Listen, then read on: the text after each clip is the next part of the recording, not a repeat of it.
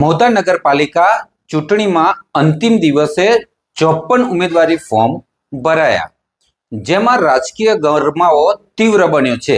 શું છે સમગ્ર બાબત, આવો જોઈએ।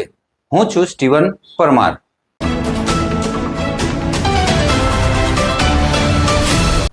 મહુધા નગરપાલિકા ચૂંટણી માટે ઉમેદવારી નોંધવાનો આજે છેલ્લો દિવસ હોવાથી મોટા પ્રમાણમાં ઉમેદવારોએ ફોર્મ ભર્યા। શહેરની મામલતદાર કચેરીમાં ઉમેદવારોએ તેમના સમર્થકો સાથે ઉમટી પડ્યા હતા।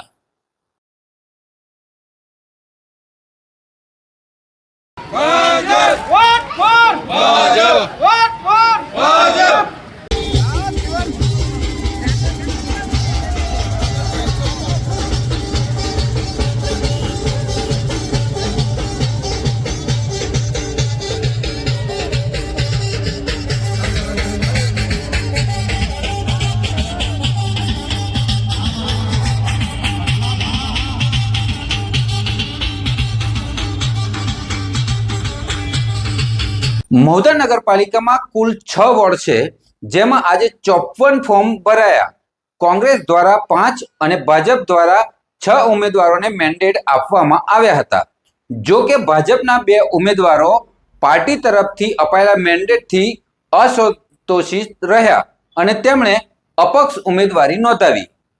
આ પરિસ્થિતિને ધ્યાનમાં લઈને ભાજપે તાત્કાલિક અન્ય 2 ઉમેદવારોને મેન્ડેટ આપી તેમની ઉમેદવારી નોંધાવી। જી, આપનો પરિચય?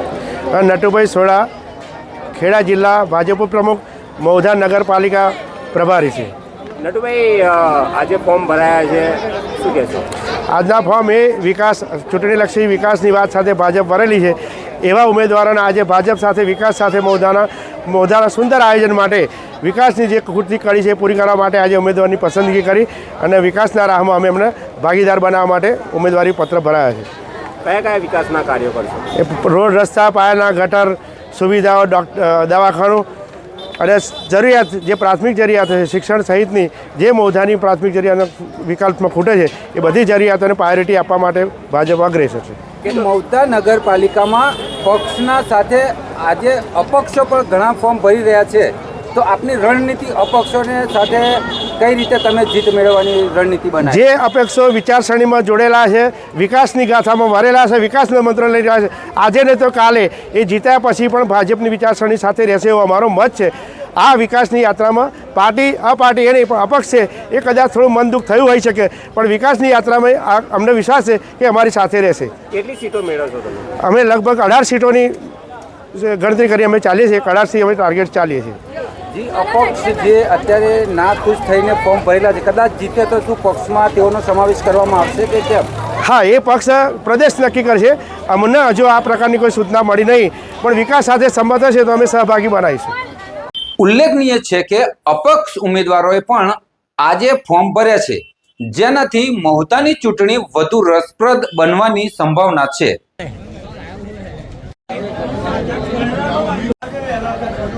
રાજકીય પક્ષો અને અપક્ષ ઉમેદવારો વચ્ચે તીવ્ર ટક્કર થવાની શક્યતાઓ છે અને હવે મહુધા નગરપાલિકાની ચૂંટણીમાં નાટકીય વળાંક આવવાની શક્યતા છે।